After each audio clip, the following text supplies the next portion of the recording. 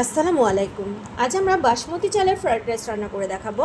তো আপনারা দেখতে পাচ্ছেন আমি এখানে 3 কাপ বাসমতি চাল নিয়েছি এবং এখানে আমি কিছু পানি দিয়ে এটাকে ভিজিয়ে রাখবো 30 মিনিট। এখানে 1 কাপ চালের জন্য 2 কাপ করে পানি দিয়ে ফুটন্ত পানিতে আমি চালগুলো ভালো করে রান্না করে নিব।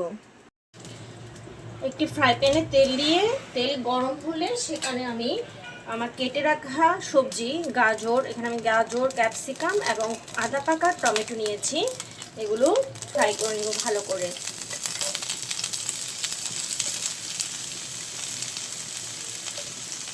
যেহেতু এখন শীতকাল নয়, তাই বাঁধাকপি এবং ফুলকপি পাওয়াটা আমার জন্য অনেক কষ্টকর ছিল। তারপর আমি বাঁধাকপি নিয়েছি একটা। তো এটা আমি এখানে সবজির সাথে একসাথে এভাবে ফ্রাই করে নেব।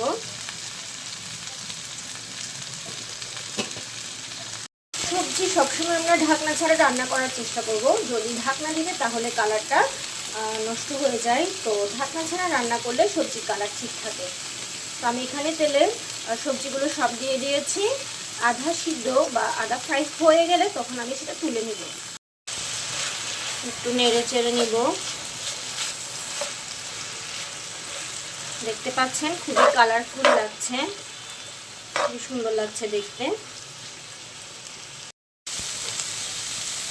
সবজি কিছুটা সিদ্ধ হয়ে এলে আমি এগুলোকে এক সাইড করে এখানে ডিম ভেঙে দিয়ে দিব দুটো।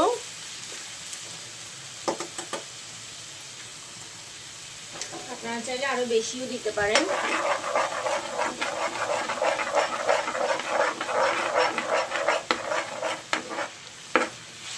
একসাথে মিক্স করে ফেলবো।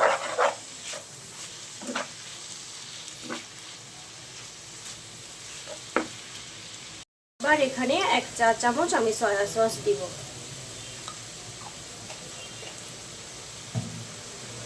দেওয়ার পরে আর একটু নেড়ে চেড়ে নিব।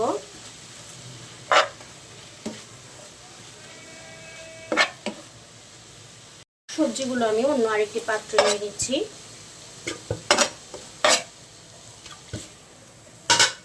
ভাত প্রায় হয়ে এসেছে। তো ভাত একটু ঝরঝরে থাকার জন্য আমি এক টুকরো লেবুর রস নিয়ে একটু ভাতের উপর ছিটিয়ে নেড়ে চেড়ে ভাত নামিয়ে রাখবো। এবার ফ্রাই প্যানে সামান্য একটু তেল দিয়ে আমি মুরগির মাংসটা ভেজে নিব।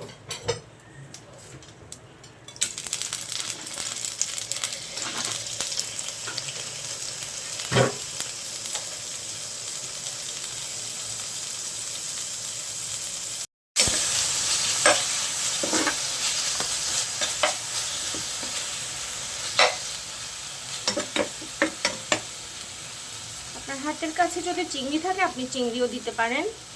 আমি এখানে মুরগির মাংস দিয়ে করব। মুরগির মাংসগুলো ভেজে নিচ্ছি।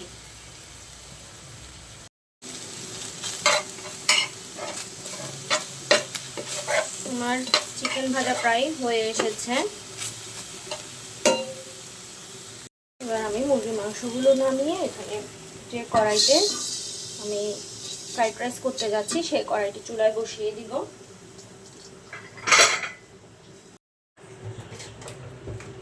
কড়াইয়ে আমি পরিমাণ মতো তেল দিব।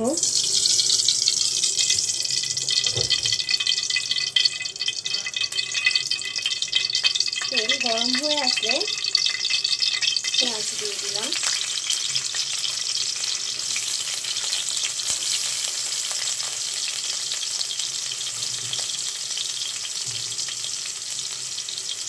পেঁয়াজ আমি বাদামি রঙ করে নেব।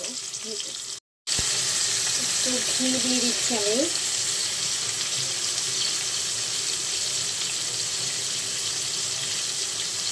পেঁয়াজ হালকা ব্রাউন কালার হয়ে এলে আমি সেখানে তেজপাতা, লবঙ্গ,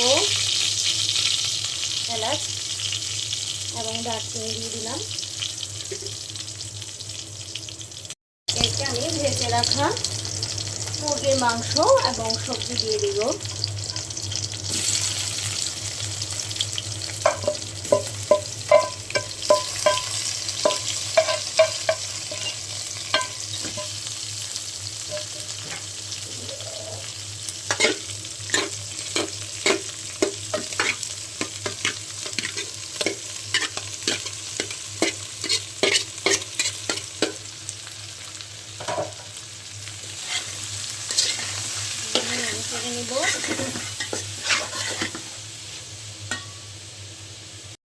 ভাতে যেহেতু আমি লবণ দিইনি, তাই এখানে আমি পরিমাণ মতো লবণ দিয়ে দিব।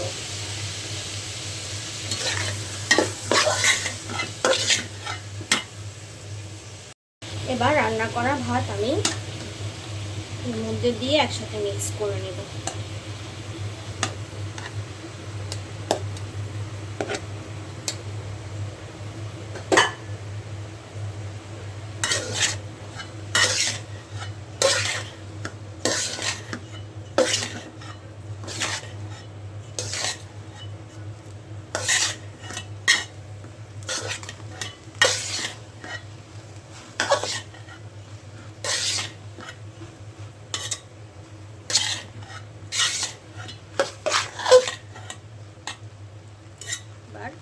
লো হিটে ঢাকনা দিয়ে কিছুক্ষণ ঢেকে রাখবো।